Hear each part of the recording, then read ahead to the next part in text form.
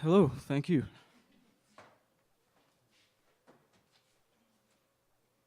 Okay, well, I've been introduced. I don't have to do that part.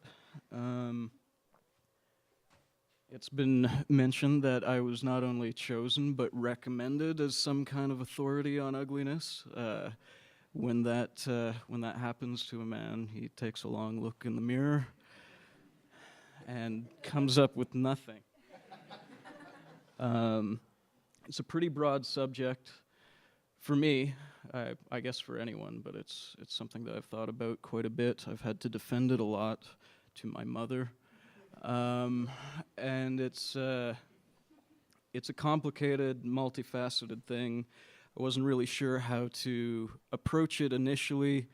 Do I look at it as an Edmonton artist specifically?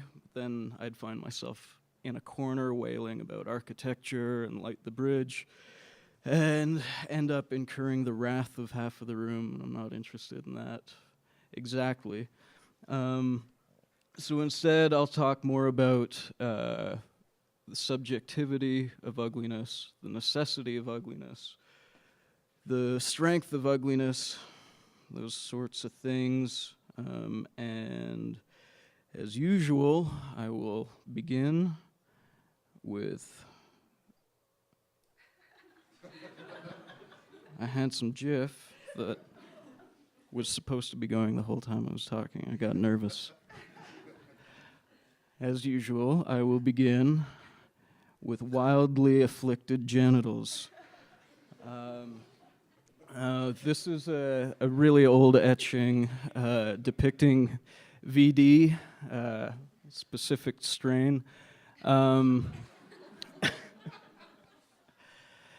And it's my belief that there are very few reactions to ugliness that are actually natural, that are evolved. It's mostly cultural, it's tied to some kind of morality or religion or something like that.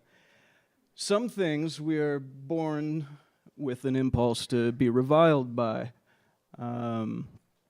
like eating feces or rotten meat or something like that. It's something that'll poison you, make your life shitty.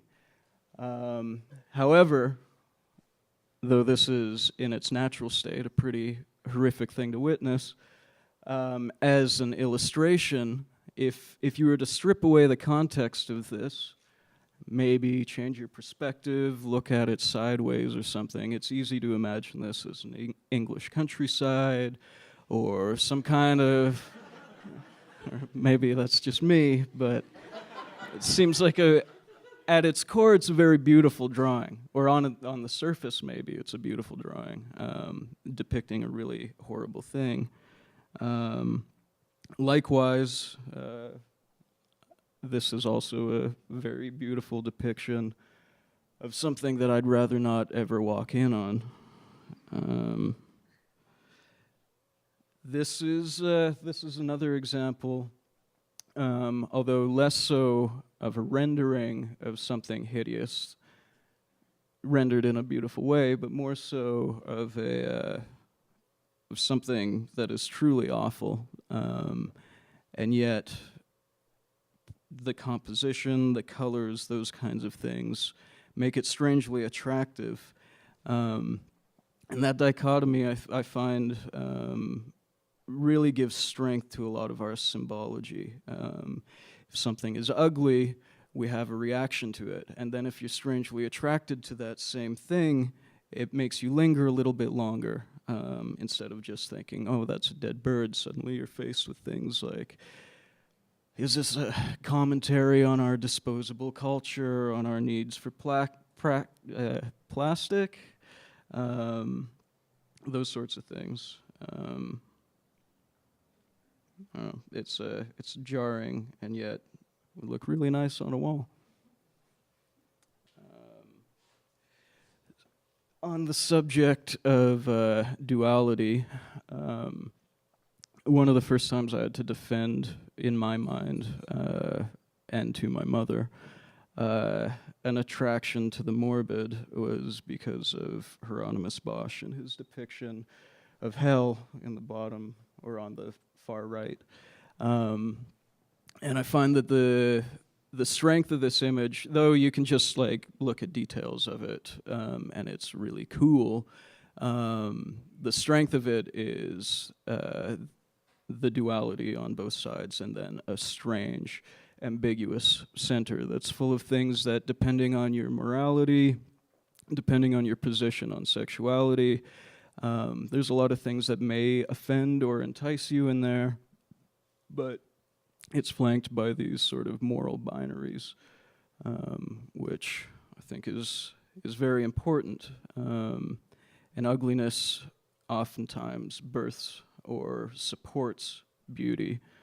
You strip away the ugliness, and suddenly you're left with this kind of sickly sweet, cavity and diabetes inducing ideology.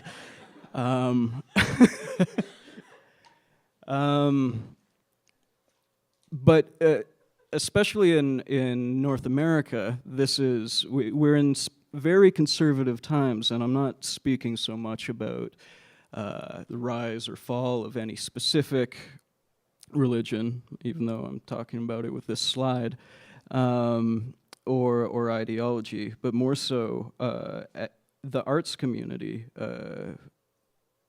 in general, I find is, as we are struggling with a violent pendulum to deal with some very important things that have been in a state of stasis for a long time,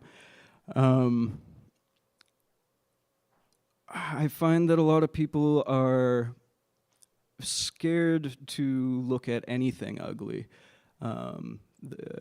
Any kind of offense is shied away from, is feared, instead of considered a part of the experience or a powerful tool in order to reiterate your own beliefs.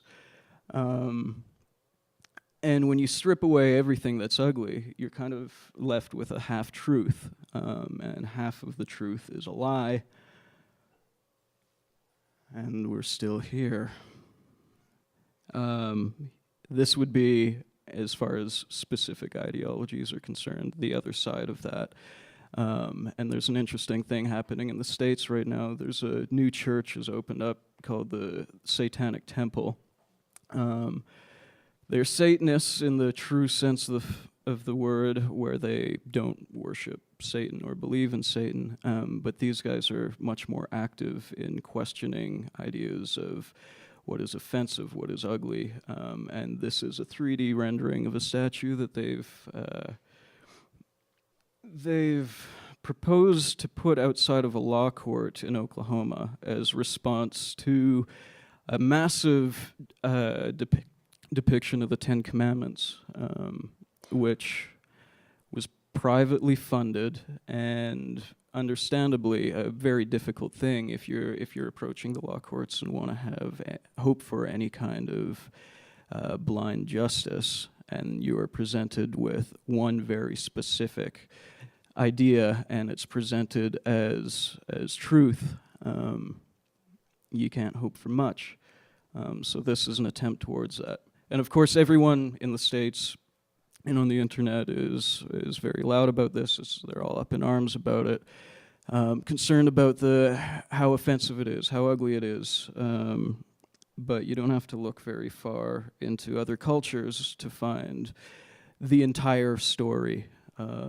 You've got villains and demons and devils shoulder to shoulder with gods and heroes. And that entirety is really important, I think, and to constantly be faced with some kind of ugliness. And again, in these, there's a certain beauty inherent in the depiction of the ugliness. This is just another example of that, of the dark side presented beautifully. Oh, a little rabbit trail here. I want to speak briefly about, again, a different contextualization of ugliness. This, everybody, I think, is familiar with this image. And, of course, a lot of people who were very close to it were very pained to see a very sacred historical image destroyed and wiped away and taken from them forever. But I think if these same people were presented with this painting on a piece of plywood and were told, you know, oh, your grandma did this in the home or something, they would look at it and they say, oh man, that's pretty cute. You know, it's not bad. I don't mind it at all. But it's purely the context that makes this ugly. This is another depiction of ugliness that I think is also very attractive, sort of humorous in that it's in what we now look at as a comic format. This less so an objective ugliness, such as like with the VD or the disemboweling of a woman. I think these acts are a lot more, did I say subjective or objective? Anyway, what I mean is this is more, instead of something that nature does to us, something that we do ourselves. And there's rarely a time that it is not an ugly thing, although the people that are doing it or sanctioning it oftentimes would look at it as less than ugly. This also, it's not a picture of some guys force-feeding a Yeti. It's a freedom fighter who's been tarred and feathered. And again, absolutely gorgeous depiction of something that is horrible and real and has happened. But the distance of history and time has made it a lot less shocking. Now this, on the other hand, if you were, I would imagine, if you were to find yourself on a mountain with a red-headed fairy who was taming a winged dragon, I would imagine that you would find it pretty beautiful. I'm not sure, but I think it would be fairly awe-inspiring. This is a very fucking ugly depiction of that thing. And there's really no way around it as far as I'm concerned. Although I am fighting for the idea that ugliness in a depicted ugliness is often subjective. I think this is just flat out ugly.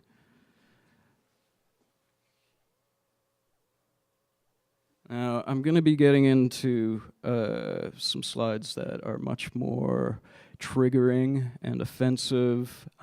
They should be offensive, in my opinion, but we are speaking about ugliness, and I just got to throw a little disclaimer up there. This is a pretty familiar character, I think, to most of you, Tintin. Hergé is one of my very favorite artists. He's done amazing, beautiful depictions of adventure and whimsy. He's managed to entice continuing generations.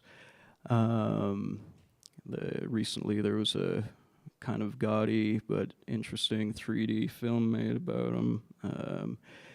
However, as time marches on and we look backwards, this, when it was drawn, was not intended to be offensive at all. This is an example of something I like to, in my private life, call quaint racism,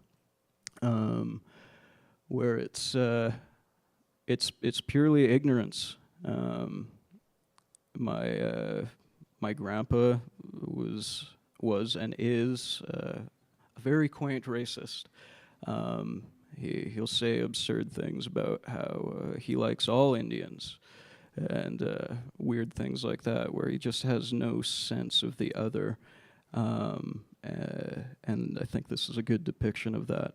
Absolutely beautiful rendering by a fantastic artist who meant no offense.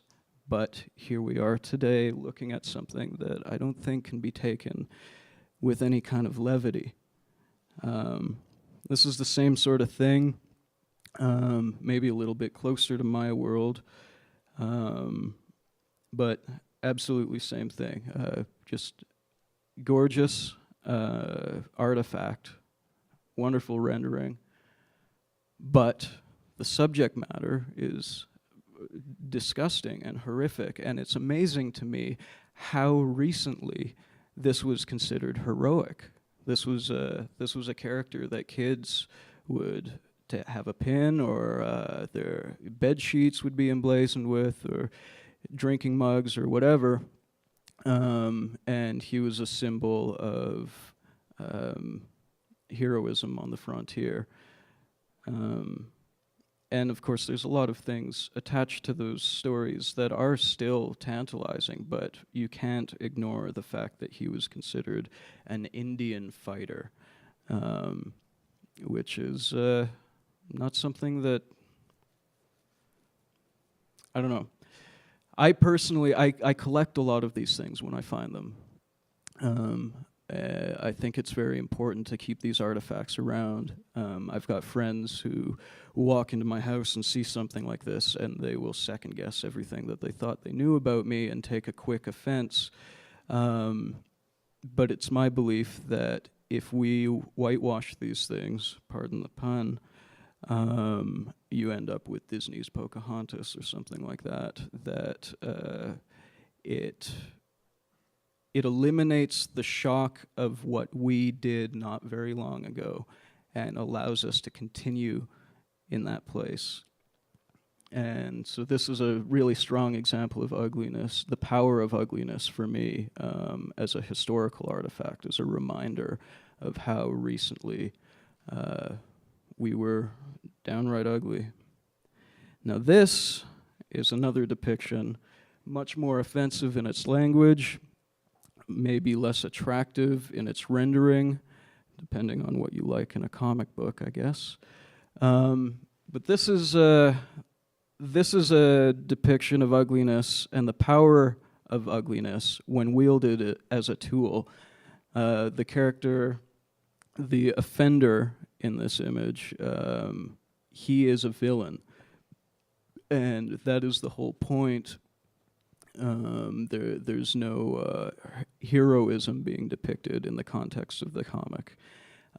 It's really hard to look at that or read it with or without any kind of context, but within the context of telling a story and exposing the ugliness. I'm of the mind that if you water it down, you now, of course, take what you can take. If you need to call it the N-word, go ahead. But I think in some contexts, you need to feel the hurt of witnessing that. Because again, it's still happening, and it wasn't that recent that it was perfectly acceptable to consider that heroic. On the subject of this, the power of ugliness, again. I think ugliness in a satirical sense, or when used as satire, again, is very powerful. I am not going to take a position on Charlie Hebdo, nor am I going to posit whether or not they did what they did well. But I am going to consider that it's fairly well established that the people involved with this comic and putting out this comic had an agenda, or magazine, had an agenda towards anti-racism, anti-hate, inclusiveness. These were things that were in their scaffolding. Now, I think we can all agree that what happened in their offices was a very horrible thing and an ugly response to something that was perceived to be ugly. A surprising thing, but an important discussion that happened afterwards was, well, are these things racist? Are these things offensive? Are these things ugly? Are they intended to be these things? I think a very interesting thing, again, I'm not going to give an answer on that or pretend that I could, but an interesting thing about this to me is when you wield ugliness as a tool, whether it's in the form of satire or whatever, if your intent is pure or at least not lazy, you may not be praised for what you're trying to say, but what you're trying to say is going to get louder, in the sense of Batman being the hero that Gotham deserves instead of the hero that it needs. Charlie Hebdo kind of became a trigger for a lot of people to say loudly, for or against them, racism sucks, it's horrible, and it has to go away. And whether or not these guys ended up being heroic or not, or articulating anything they meant to articulate in a positive or useful way, their point has been made through the voices of people who took offense to that. Which brings me back to ugliness being something that I don't think that I'm not willing to shy away from. I think it needs to be thrust in our faces. Ugliness is, it's really, it's a solid half of the equation, and without it, I don't know. Without it, I know I said this before when I was talking about Jesus, but I think if you strip away half of the human experience, you're left with a half-truth, and we're sort of lost without that. It's a sickly, unreal truth, or non-truth. Anyways, I'm going to leave you with one last image as I take a sip of water, and then I guess there's a Q&A or something like that. Maybe. So you can just let that sink in.